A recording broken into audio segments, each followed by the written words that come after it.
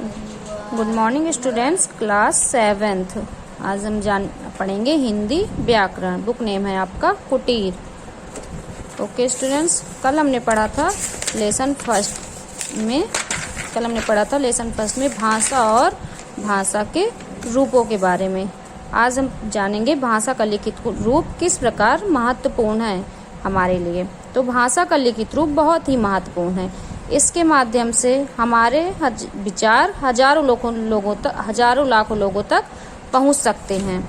लिखित भाषा में हम अपने विचारों को लंबे समय तक सुरक्षित भी रख सकते हैं तथा शिक्षा व ज्ञान विज्ञान के प्रसार में भी हम लिखित भाषा का ही प्रयोग करते हैं। ओके स्टूडेंट्स, अब आपके आता है हिंदी व अन्य भाषाएं। आपकी हिंदी और अन्य भाषाओं के बारे में हम जानकारी लेंगे। पहले आपका हिंदी विश्व में सबसे अधिक बोले जाने वाली भाषाओं में तीसरा स्थान रखती है। आपका हिंदी भाषा विश्व में सबसे कौन सा स्थान है? तीसरा स्थान रखती है।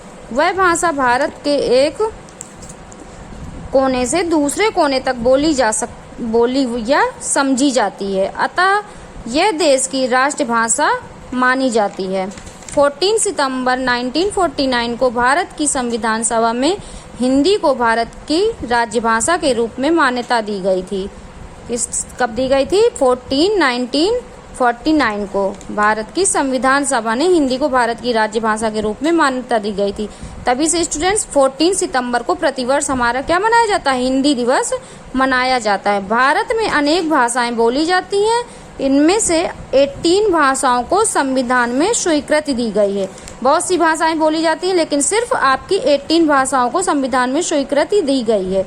ये भाषाएं हैं आपकी असमिया, उड़िया, कन्नड़, कश्मीरी, कोंकणी, गुजराती, तमिल, तेलुगु, नेपाली, पंजाबी, बांग्ला, मणिपुरी, मराठी, मलयालम, संस्कृत, सिंधी, उर्दू और आपकी हिंदी।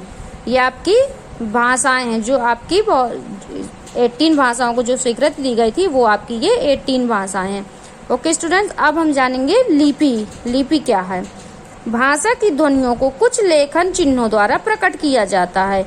इन चिन्हों को क्या कहते हैं? इन चिन्हों को हम लिपि कहते हैं। प्रत्येक भाषा की अपनी लिपि होती है।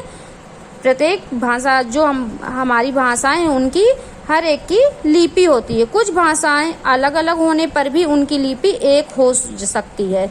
जैसे आपने उदाहरण के तौर पे संस्कृत, मराठी तथा हिंदी भाषाओं के अलग अलग होने पर भी, ये सारी भाषाएं अलग हैं। संस्कृत भी आपकी अलग है, हिंदी भी अलग हो गई और आपकी मराठी भी अलग हो गई। अलग अलग होने पर भी इन सभी की लिपि आपकी देवनागरी है।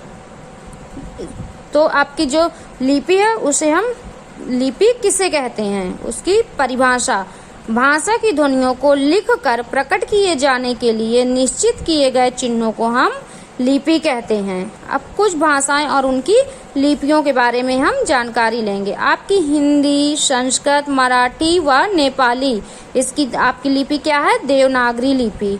इसी तरह आपकी अंग्रेजी क्या है? रोमन। और पंजाबी गुरुमुखी। उर्दू व अरबी आपकी क्या है? फारसी। ओके स्टूडेंट्स, आज के लिए इतना ही। नेक्स्ट डे रीड करेंगे। Okay, thank you.